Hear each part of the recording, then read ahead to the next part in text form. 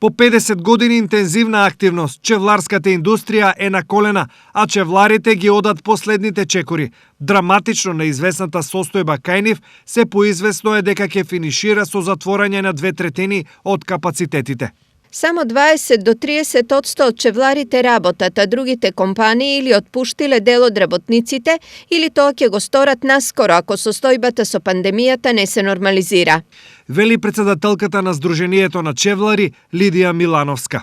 Последната надежка и оние чија ориентација е домашниот пазар живее уште, но сега тие треба да го издржат предизвикот на заробените инвестиции, односно готовиот производ кој немаат на кого да го продадат. Обувките кои се произведени за овдешниот пазар не се продадени. Имаме залихи кои не можеме да ги продадеме. Многу луѓе работат од дома, учениците следат онлайн настава и затоа и потребата за купување на чевли е помала.